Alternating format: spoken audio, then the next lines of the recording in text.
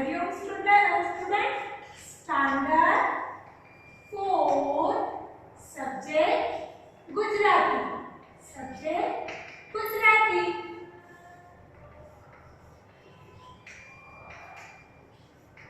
Part B.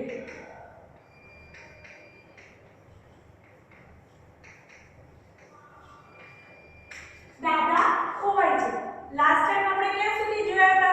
તો યજ્ઞ અને તેના દાદાની મેં તમને વાર્તા કીધી હતી। આજે એ જ પાઠમાં બીજી વાર્તા છે, યજ્ઞનો ઘોડો। શું છે? યજ્ઞનો ઘોડો। તો પહેલા હું તમને યજ્ઞનો ઘોડો એ વાર્તા કહી દઈશ અને પછી વર્ડ વર્ડ આન્સર લખાઈ દઈશ, બરોબર છે? હવે યજ્ઞનો ઘોડો આ પણ વાર્તા છે।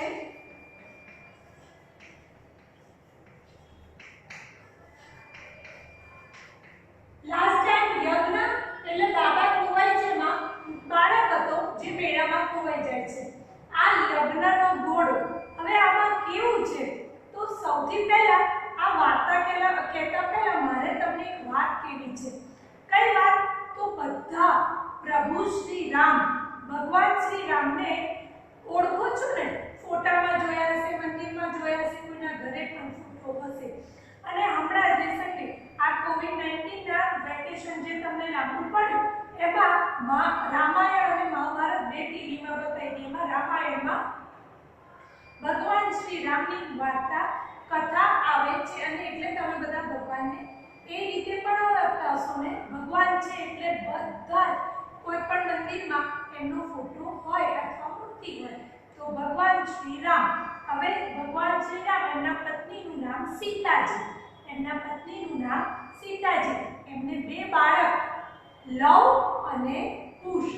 પહેલેથી વાર્તા કહું તો ઘણી મોટી છે કે એ લોકોને ભગવાન શ્રી રામને એમનું રાજ્ય મળ્યું, રાજ્ય અભિષેક થવાનો હતો ત્યારે વનવાસ જતા રહ્યા। વનવાસમાં એમને ઘણી બધી મુશ્કેલીઓ પડી, એમને સબરીના બોર ચાખ્યા, પછી એમની વાઈફ પત્ની સીતાજીને રાવણ હરણ કરીને લઈ ગયો, પછી એમને હનુમાન દાદાની મદદથી એમને મદદ કરી, આખી વાનર સેના એમને મદદ કરી અને સીતાજીને પાછા લાયા। 14 વર્ષનો વનવાસ પૂરો થયો અને એમનું રાજ્ય અભિષેક પાછું થયું અયોધ્યામાં। ત્યારે રાજ્ય અભિષેક અયોધ્યામાં થયું અને પછી થોડા વખત પછી સીતાજી પાછા વનવાસ એટલે કે ઋષિના આશ્રમમાં રહેવા જતા રહ્યા। જ્યારે સીતાજી વાલ્મીકી ઋષિના આશ્રમમાં ગયા પછી એમને બે બાળકો થયા। એકનું નામ લવ અને એકનું નામ કુશ। પહેલા તો જેમ તમે અત્યારે આ કોવિડ-19 ના લીધે ઘરે છો પણ સ્કૂલે આવતા હતા અને જ્ઞાન એટલે કે વિદ્યા ભણવાનું શીખતા હતા, એવી રીતે પહેલાના જમાનામાં એવી રીતે શું હોય કે સ્કૂલ નથી પણ ઋષિના આશ્રમ હતા, ત્યાં રહીને જ દરેક બાળકે વિદ્યા શીખવી પડે। એ ધનુર્વિદ્યા હોય, ભણવાની વિદ્યા હોય, દરેક વિદ્યા। અને એમાં ઋષિ કુમારો બધાએ બધું કામ કરવાનું, એવું નહીં કે આને કરવાનું, બધાની ટુકડી પાડી હોય, બરોબર?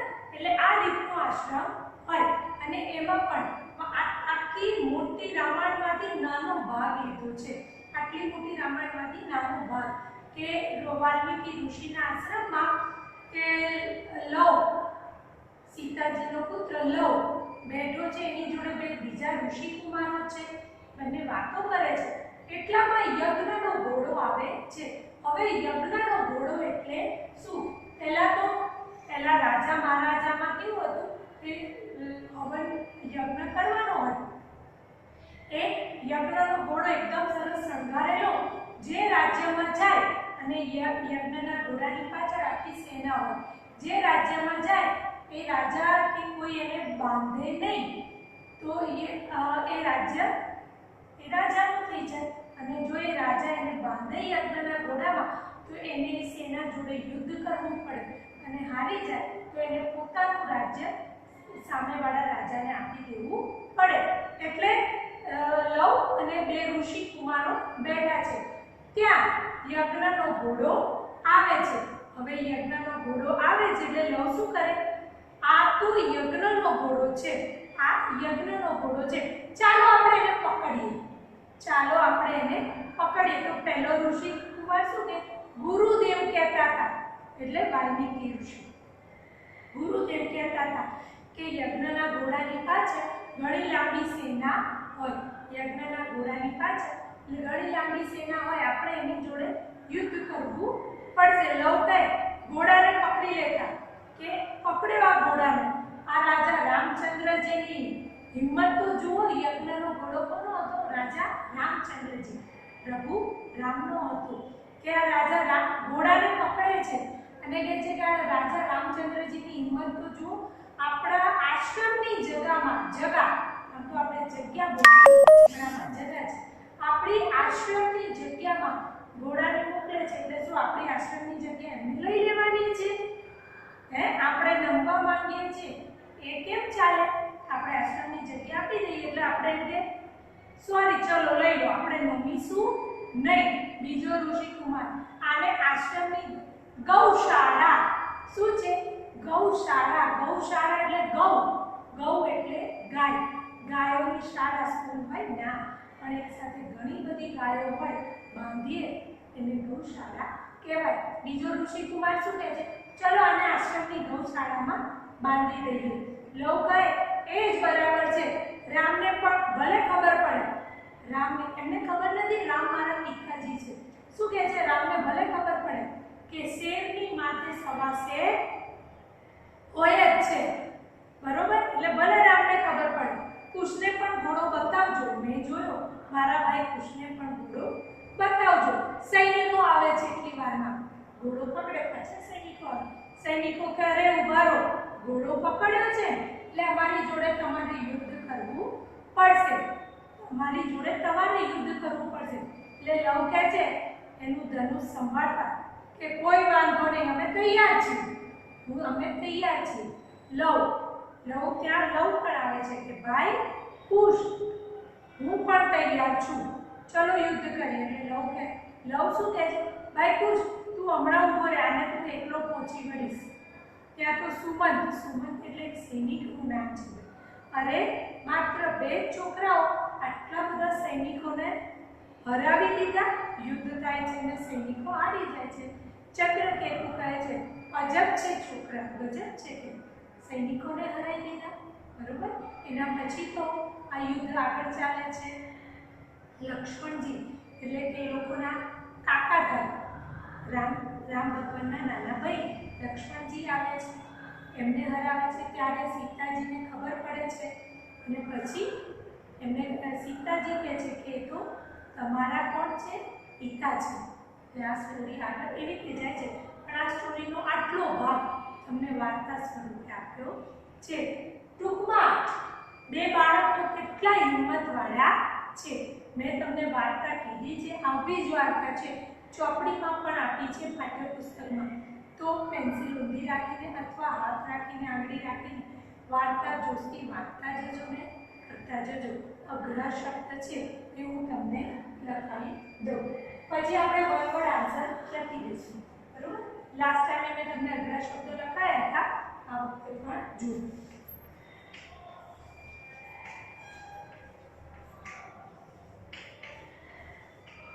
જુઓ પાઠનું નામ છે દાદા કુંવર છે. લાસ્ટ ટાઈમ આપણે દાદા વાળો વાર્તા હતી, આ વખતે યજ્ઞનો ઘોડો, બરોબર? યજ્ઞ પછી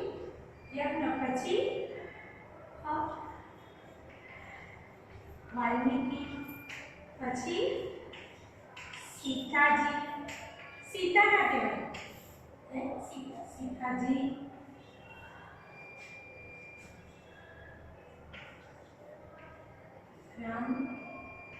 રામચંદ્રજી, પુત્ર,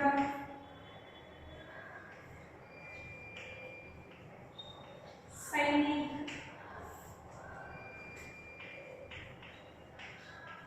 ઋષિ કુમારો, બોલતા જવાનોને લખતા જવાનો, એટલે કોઈ જ વાંધો આવશે નહીં, તમારે બોલતા જવાનોને લખતા જવાનું. દુનિયા,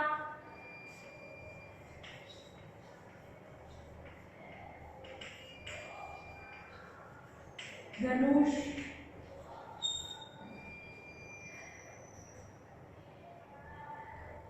सुमंत, चंद्रकेतु,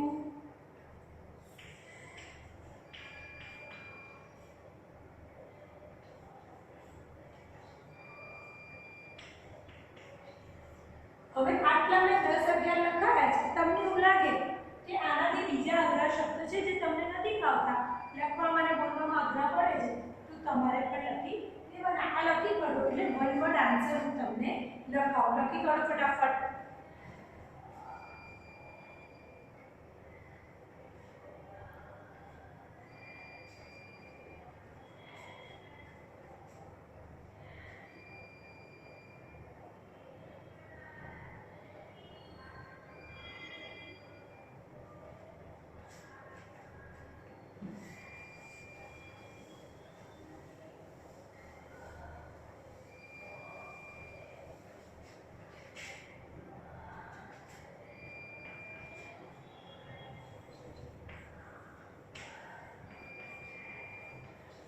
एक शब्द में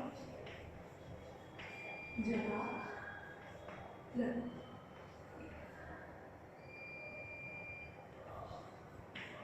मेड़ो क्या भरायो? क्या भरायो હતો? વાત્રકનગરમાં. क्या? પછી 2 નંબર યજ્ઞના દાદાનું નામ શું છે? શું છે?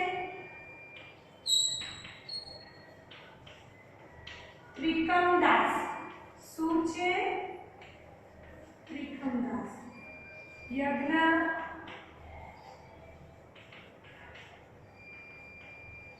કઈ સોસાયટીમાં રહે છે? કઈ સોસાયટીમાં રહે છે? તો આશીષ. આશીષ સોસાયટી. વન વર્ડ આન્સર છે. એક શબ્દમાં જવાબ લખો. મેળો ક્યાં ભરાયો હતો? વાત્રકનગરમાં. યજ્ઞના દાદાનું નામ શું છે? ત્રિકમદાસ. યજ્ઞ કઈ સોસાયટીમાં રહેતો હતો? આશીષ સોસાયટી. समझ पड़ी? लकी काढो એટલે બીજા લખો. ભાઈ આ પ્રશ્ન સાંભળો સ્ટુડન્ટ. મેં એક વર્ડ આન્સર તમે જ્યારે ચોપડીમાંથી વાંચતા વાંચશો એક લીટીમાંથી વન વર્ડ આન્સર હોય છે. એટલે હું જ્યારે લખાવું ત્યારે લખવાનું જ અને વાર્તા વાંચશો એટલે બીજા શબ્દ પણ આવડશે. જેમ કે ભાઈ આનંદનગર વાત્રકનગરમાં શું ભરાયો હતો? આનંદ મેળો. શું ભરાયો હતો? આનંદ મેળો. બરોબર. યજ્ઞને ક્યાં જવું તું? મેળામાં. બરોબર. એટલે એવું આવે.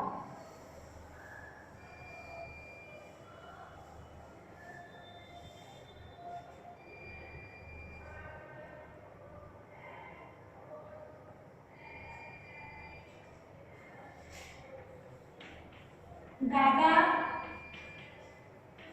કોને શોધતા હતા? કોને શોધતા હતા દાદા? યજ્ઞને. કોને શોધતા હતા? યજ્ઞને.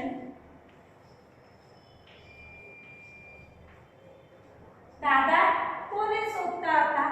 યજ્ઞને. યજ્ઞને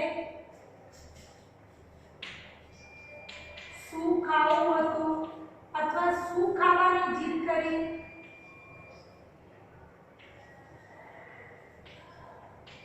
શું ખાવાની જીદ કરી? Question mark. મેં આન્સર અહીંયા લખ્યો, તમારે નીચે લખવાનું. યજ્ઞએ શું ખાવાની જીદ કરી? આઈસ્ક્રીમ.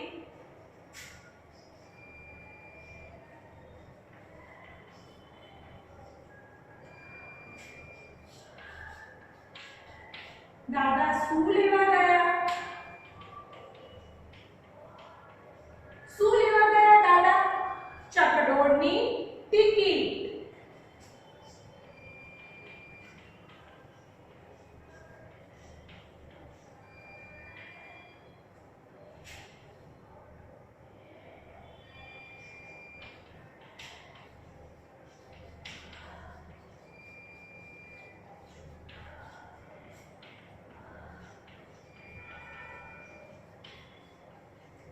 ખેલ બતાવનાર શું લઈને આવ્યો? મોટરસાઇકલ.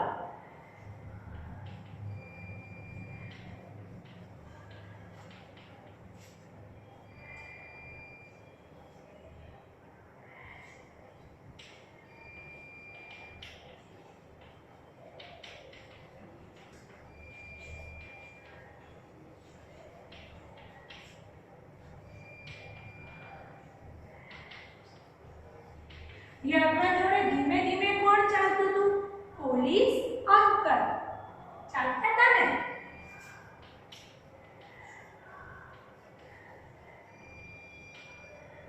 હવે સાંભળો અંકલ બરોબર. દાદા કોને શોધતા હતા? યજ્ઞને. યજ્ઞ કોને શોધતો હતો? દાદાને. આ રીતે બે રીતે પણ પૂછાય. બે વાર બુકમાંથી વાંચશો લેસન વાર્તા એટલે તમને આવડશે. યજ્ઞને શું? યજ્ઞ એ શું ખાવાની જીદ કરી અથવા યજ્ઞને શું ખાવું હતું? આઈસ્ક્રીમ. શું ખાવું હતું? આઈસ્ક્રીમ. દાદા શું લેવા ગયા? ચકડોળની ટિકિટ. યજ્ઞને શેમાં બેસવું હતું? ચકડોળમાં. ખબર પડી? ગમે તે એક લાઈનમાંથી વનવાળા આન્સર પૂછાય પણ ક્યારે આવડે કે તમે વાર્તા વાંચો ત્યારે. હવે એક વનવર્ડ આન્સર હોય કે ભાઈ યજ્ઞને શેમાં બેસવું હતું? તો ચકડોળમાં. ખેલ બતાવનાર શું લઈને આવ્યો? મોટરસાઇકલ. ખેલ બતાવનાર શું લઈને આવ્યો? મોટરસાઇકલ. યજ્ઞ સાથે કોણ ધીમે ધીમે ચાલતું હતું? Police uncle. કોણ ચાલતું હતું? Police uncle. પછી પોલીસ અંકલે યજ્ઞને શું ખાવાનું કીધું? આઈસ્ક્રીમ. ચણા જોર ગરમ. યજ્ઞને શું લેવું હતું? તો યજ્ઞને શું લેવું હતું? રમકડું. લેવું હતું ને રમકડું. એટલે એક લાઈનમાંથી વન વર્ડ એક શું કહેવાય ક્વેશ્ચન આન્સર આવે. એટલે આને કહેવાય વન વર્ડ આન્સર. એક શબ્દમાં જવાબ લખો. આપણને કોઈ પણ પૂછે વાર્તા વાંચી હોય અને વાર્તા યાદ હોય તો આવડે બોલ. અને રેગ્યુલર વાંચીએ તો જ આવડે. એકવાર વિડિયો જોઈએ અને યાદ રહે એવું ઓછું બને. 2-3 વાર એનું રિવિઝન કરવું પડે. તો આ તમે લખો. બીજા પ્રશ્નો લખાવું છું. લખી કરો.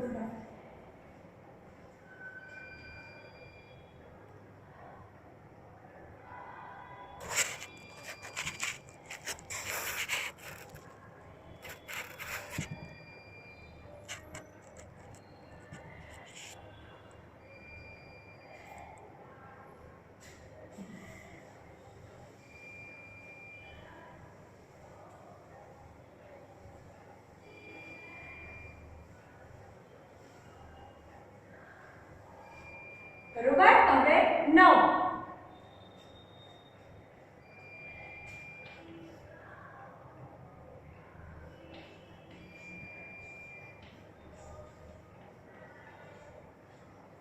લવના ભાઈનું નામ શું છે? શું હતું? લવના ભાઈનું નામ શું હતું? કુશ. શું હતું? કુશ. હવે એવું પૂછે કુશના ભાઈનું નામ શું હતું? તો લવ. બરોબર ને? બંને ભાઈ છે તો એકના ભાઈનું નામ લવ હોય, એના ભાઈનું નામ હોય ને. બે ભાઈઓ છે. બરોબર.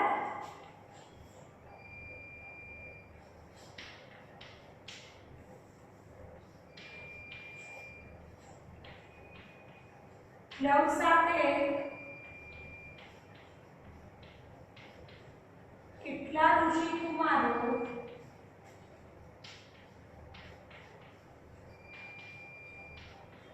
બેઠા હતા? 2. લવ સાથે કેટલા ઋષિ કુમારો બેઠા હતા? 2 ઋષિ કુમારો. બરોબર. 2 કુલ ઋષિ કુમારો.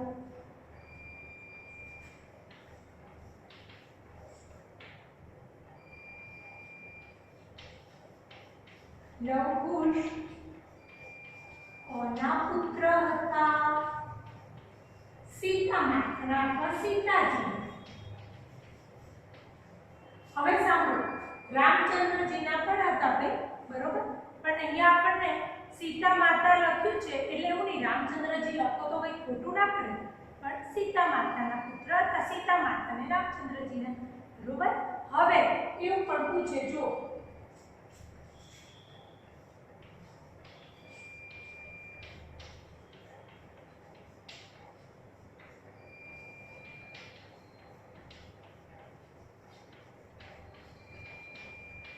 શું લખ્યું છે?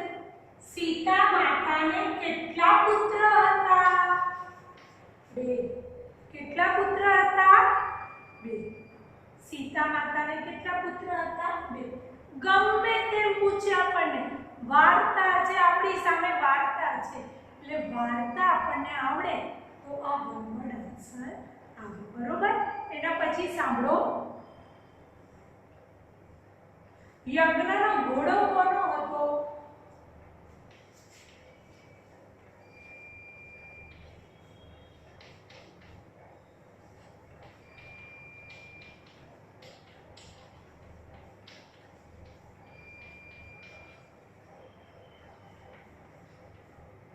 રાજા રામચંદ્રજી. રાજા રામચંદ્રજી, બરોબર. હવે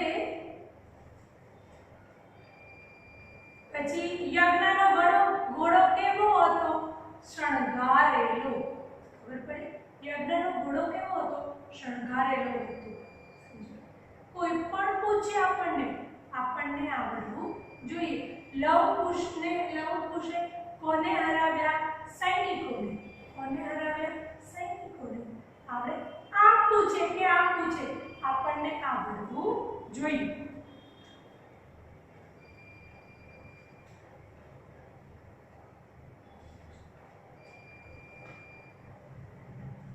પછી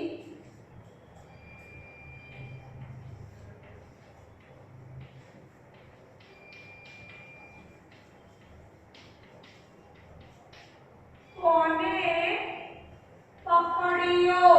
કોને પકડ્યો? લવે. લવે પકડ્યો તો. યજ્ઞનો ઘોડો કોને પકડ્યો તો? લવે પકડ્યો. પછી કુશાલ.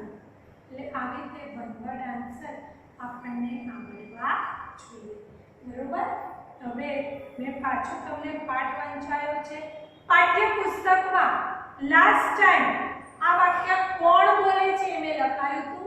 એની પછી શું છે, તમારે જે વાક્ય ગમતું હોય તેને બીજી વાર લખો. જેવી રીતે શું છે, મને પેંડા ભાવે, મને બરફી ભાવે. તમને શું ભાવે છે? હવે પાઠ્યપુસ્તકનો વારો આવ્યો. આ નોટબુકમાં તમે લખી દીધું તો આટલું નોટબુકમાં આજે લખેલું રાખો. હવે પાઠ્યપુસ્તકનો વારો આવ્યો એટલે કે ટેક્સ્ટબુકનો વારો આવ્યો. હવે આપણે ટેક્સ્ટબુકમાં લખીએ, બરોબર. અને જો ટેક્સ્ટબુકમાં છે તમને શું ભાવે તે લાઈન બીજી વાર પેજ નંબર 22 આવી રીતે લખેલું છે. 22 એટલે 22, બરોબર. બરોબર. એમાં જુઓ કે તમને શું વધારે ભાવે? શું ભાવે? મને પેંડા ભાવે, મને બરફી ભાવે. તો તમને જે ભાવે એ લખવાનું. મને પેંડા ભાવે, બરોબર. પછી છે મને ભણવાનું ગમે, મને રમવાનું ગમે. જુઓ, તો જેને જે ગમતું હોય લખવાનું. મને ભણવાનું ગમે, એ ગમે તો એ લાઈન લખવાની. 2 લાઈન નથી લખવાની, 1 લાઈન લખવાની છે. ધ્વનિને ક્રિકેટ ગમે, ધ્વનિને કબડ્ડી ગમે, બરોબર. આપણને ધ્વનિને પૂછવા તો નથી જવાના, પણ ધ્વનિને ક્રિકેટ ગમે લખવાનું. નિશિત બૂમો પાડવી, નિશિતને બૂમો પાડવી ગમે, નિશિતને. નિશિત છે નિશિતને. નિશિતને દોડી કરવી ગમે લખવાનું. પછી નીલમને ફરવું ગમે, નીલમને ઊંઘવું ગમે, બરાબર. એટલે ઇન શોર્ટ આ બધી ક્રિયાઓ છે. શું છે? એક્શન. આપણે તમે ગ્રામરમાં ભણ્યા છો એક્શન.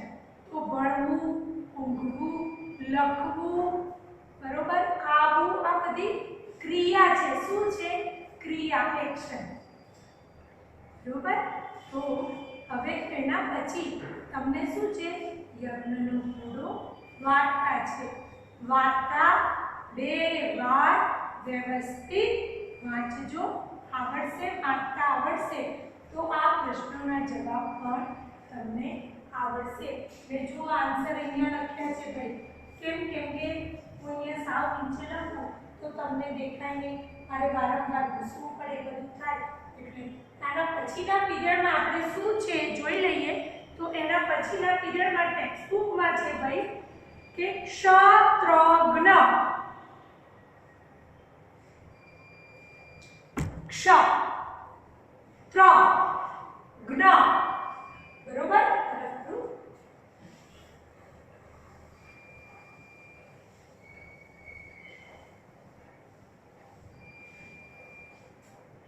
શું છે? લખો, બોલો અને